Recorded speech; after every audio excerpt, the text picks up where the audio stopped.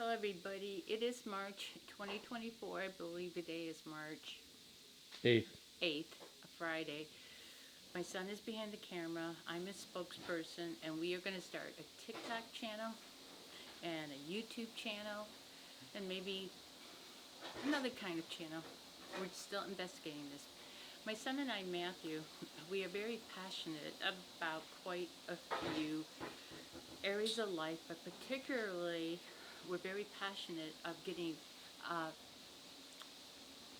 direct democracy here, which simply means instead of representatives, instead of electing a bunch of people to go to Washington or the State House and have them not really do what we would like them to do, they pretty much do what they are bidded off to do.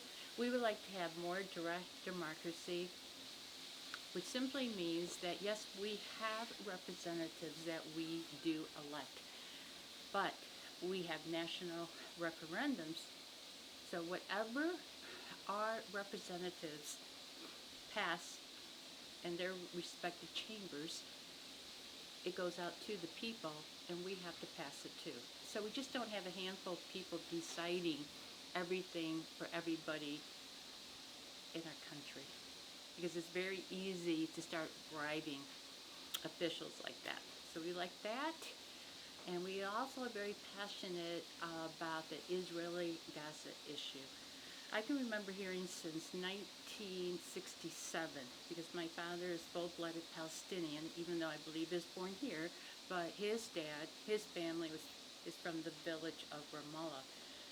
I can remember we were going to travel over to Israel in 1967, as I recall. It was 1967, 1968, but we'll fact check this before it actually goes public. Our bags were all packed. They were in the foyer, and from Israel we were going to hop over to Africa.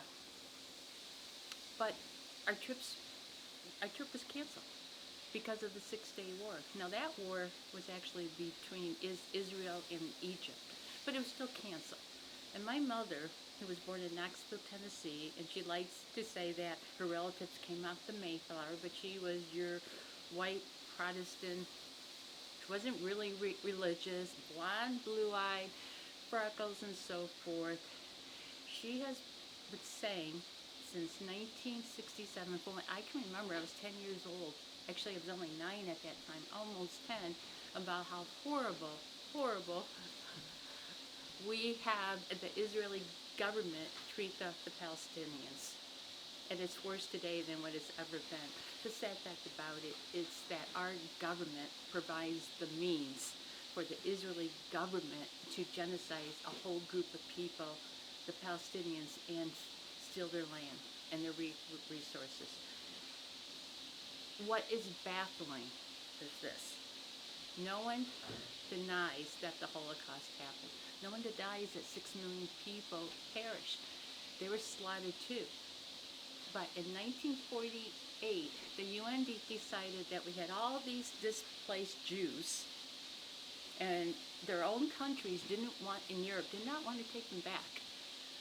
So they just picked my understanding, a Bible verse from the Bible, obscure Bible verse, and just said, supposedly Jesus claimed, or God claimed, that he will come back, Jesus will come back, if there is a land called Israel. And I believe, because Jesus was Jewish, don't quote me, I'm sorry, don't quote me, but we will fact check all this when we do this again.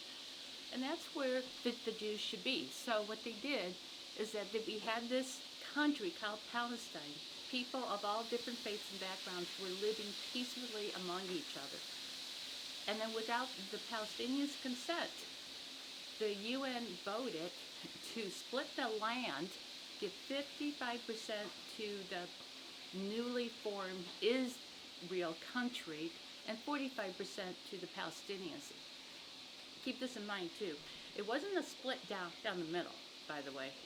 The Palestinian land was spread among what was left of their territories. Now keep this in mind. Think of the Native Americans, the indigenous people that we have here, what did the European white colonists do to them? Came onto their land, stole their land, genocided them either directly or indirectly, and pushed them off on reservations. Now, what's going on in Israel since 1948? That's exactly what's happening.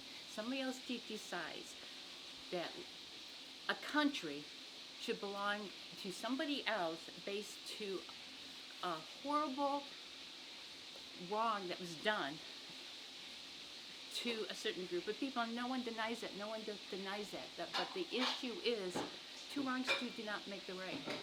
Palestinians had nothing to do with World War II. They had nothing to do with slaughtering the Jews. So why is it that they were forced to give up their land, give up everything, spread across different settlements, and then be terrorized, oppressed, and genocided in the last 75 years? And now it's just gotten 10 times worse. Everybody wants to say, oh, it's the Palestinians that's always attacking. But what did the Native Americans do here? Of course, they weren't Americans. They were indigenous people here. They didn't call themselves Americans. But if you lived on land with your family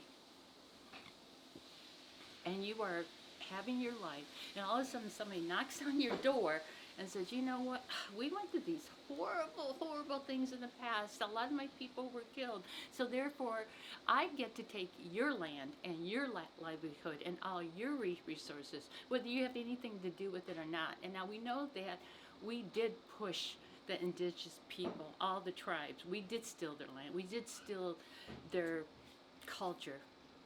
As much as we could, we try to kill it, but we also include some of it into the white, Protestant, European lives. But think about this, okay?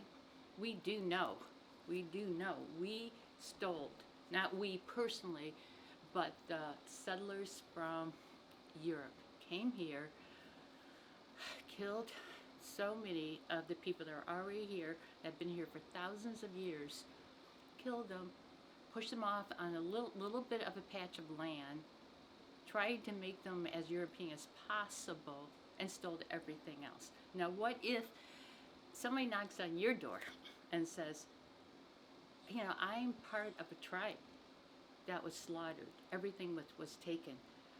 We have this government organization that consists of a bunch of other government organizations and countries coming together and claiming, you know what, we have the right now to take that back. So in other words, even if the Jewish people feel as though they had the right to be in Israel by some obscure Bible verse, because Jesus will not come back or the Savior will not be here, whatever, but how would they feel? Let's say it's Americans living here.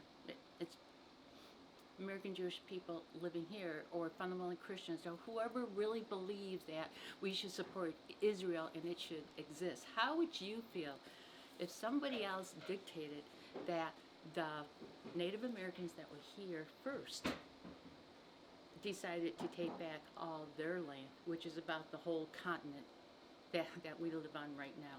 I'm sure you would not like that. Now think of the Palestinians, what they have been going through. And the sad part about it is that the only reason why Israel government can be doing what they're doing, the genocides, what they have been doing since 1948, is because our government, with billions of dollars of our taxes, provide the means to do it. In other words, the funding is coming from our war industry. If we stop that, there will be peace in Israel in a heartbeat.